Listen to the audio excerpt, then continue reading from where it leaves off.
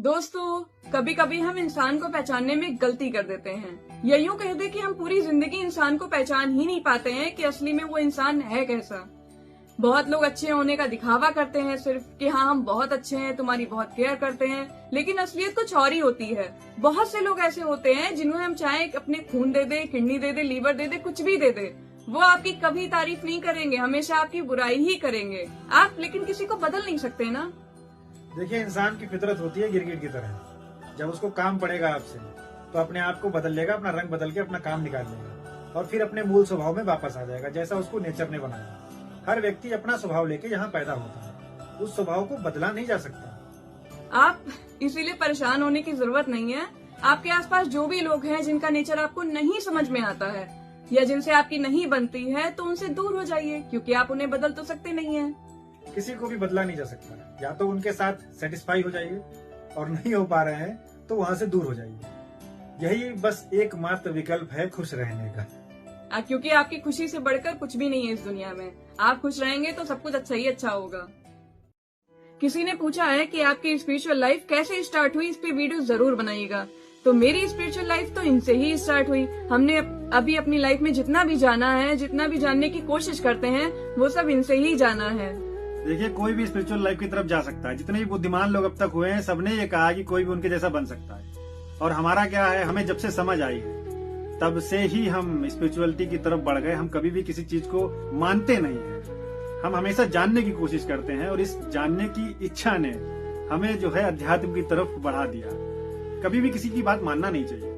पहले हम भी बहुत जल्दी विश्वास कर लेते थे हर चीज पे, लेकिन अब नहीं करते हैं। अब जानने की ही कोशिश करते रहते हैं। और अध्यात्म का असली मतलब है जानने की इच्छा। जितना आप डीप जाओगे, अब लोग कहते हैं कि वो ध्यान में बैठते हैं बहुत बहुत देर और उनको कुछ भी दिखाई नहीं पड़ता, तो उसके लिए भी आपको सबसे पहले एक काम करना पड़ेगा कि आपको जो अपनी एनर्जी दिन भर इधर उधर वेस्ट करते हो ना, वो एनर्जी को आपको स्टोर करना पड़ेगा। जब एनर्जी आप रोकोगे, आप शांत कहीं बैठोगे, शांति से एनर्जी को बचाओगे, तब आप अपने डीप जा पाओगे। क्योंकि कुछ भी पाने के लिए जो है एनर्जी का इस्तेमाल होता है। जैसे कि सोने के लिए भी आपके शरीर को ताकत लगानी पड़ती है, मरने के लिए भी ताकत लगानी पड़ती है। आपने देखा होगा जो लोग बहुत ज्यादा बूढ़े हो जाते हैं, 80 के पार चले जाते हैं, उन्हें मरने में बहुत समय लगता है, क्योंकि हर चीज के लिए ताकत चाहिए।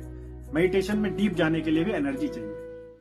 आपके जीवन से दुख तब तक नहीं जाएगा जब तक आप सारे सवालों के जवाब नहीं जान जाएंगे। दुख सिर्फ हमारे मन के विचार है और ये विचार दूसरों के द्वारा दिए जाते हैं। जब हम सच नहीं जानते तो हम उन विचारों को मान लेते हैं और वो विचार हमें तरह तरह के दुख देते हैं। जैसे लोग क्या कहेंगे, हम पीछे रह गए तो क्या होगा, हम हार गए तो क्या होगा, वो आगे बढ़ गया तो क्या होगा। बहुत सारे प्रश्न आपके मन में खड़े हो जाते हैं और ये प्रश्न जब तक आपके मन में रहेंगे, आप पूरे जीवन दुखी रहोगे। दुख जीवन के तभी खत्म होंगे जब आप सारे प्रश्नों के उत्तर जान जाओगे, जब आप हर तरह से जागरूक होगे। कोई कुछ भी कहे, आपको कोई फर्क नहीं पड़ता। आप बिल्कुल संतुष्ट होंगे। आप खुद का जीवन जी रहे होगे, अपनी दिशा अपने आप तय कर रहे होगे, तो ये जीवन में सिर्फ आनंद बचेगा। जो कुछ भी होता है वो सब हमारे दिमाग के भीतर होता है। सारे विचार, सारा दुख, सारा सुख सब हमारे दिमाग के विचार हैं। और जितनी जल्दी आप जागरूक हो जाओगे, आप सभी दुख वाले विचारों से मुक्त हो जाओगे। हेलो दोस्तों, आकाश ऑफिशियल जी ने कमेंट करा है कि आप दोनों सबसे पहले कहाँ मिले थे। नेक्स्ट वीडियो टॉपिक यही होना चाहिए। तो देखिए, हम लोग स्कूल में मिले नहीं थे, मतलब पढ़ते ही थे साथ में, लेकिन एक दूसरे को लाइक नहीं करते थे, ना ही हमारा अफेयर चलता था। वो भी क्या दिन थे, कितने अच्छे थे ना। किसी ने बहुत अच्छी लाइन लिखी है कि चलो एक बार फिर से अजनबी बन जाएं हम दोनों। न तुम हमसे कोई उम्मीद रखो दिल नवाजी की, न हम तुम्हारी तरफ देखें गलत अंदाज नजरों से। बहुत अच्छी लाइन है।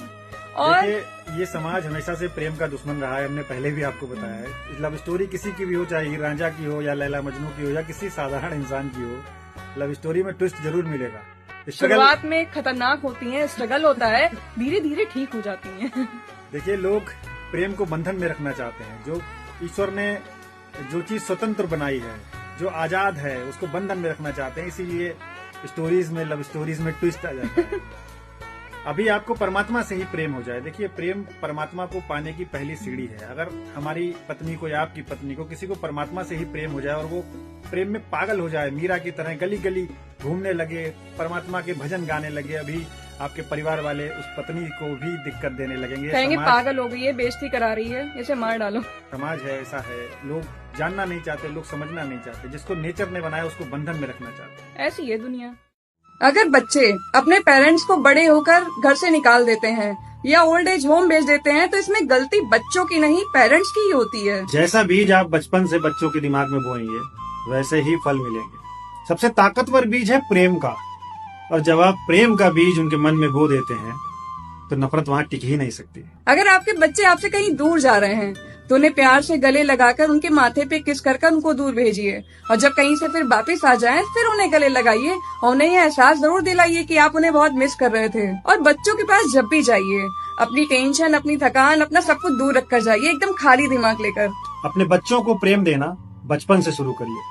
उन्हें कभी ये एहसास मत होने दीजिए कि वो बड़े हो गए हैं। ये सिलसिला ताउम्र चलने दीजिए। जब भी आप उन्हें पास बुलाकर गले लगाएंगे और एक किस करेंगे, अगर आपने कभी भी ये शुरुआत नहीं करी होगी तो जिस दिन से आप ये शुरुआत करेंगे उस दिन से उनके अंदर बहुत बड़ा बदलाव आना शुरू हो जाएगा। और जब आप किसी को प्रेम देना शुरू करते हैं तो प्रेम वापस आने लगता है, क्योंकि जब आप किसी को कुछ देते हैं तो वो बीज आप अपने अंदर भी बोना शुरू कर देते हैं। और जब आप किसी को प्रेम देंगे तो आपके चेहरे भी खिल उठेंगे। और हम ये वादा करते हैं कि अगर आपने अपने बच्चों के दिमाग में प्रेम का बीज अभी से बो दिया, कभी भी आपको अपना बुढ़ापा ओल्ड एज होम में बिताना नहीं पड़ेगा। 2010 में अनुभव सिन्हा की एक मूवी आई थी रावण, आप लोगों को याद होगा।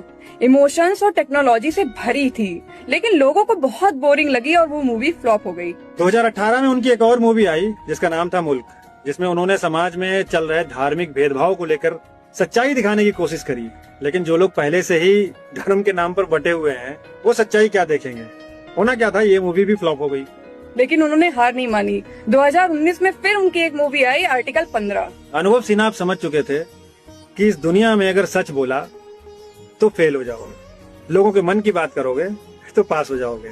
और इसीलिए उन्होंने आर्टिकल 15 बनाई और इसमें लोगों के मन की बात करी और ये मूवी सुपर डुपर हिट हो गई।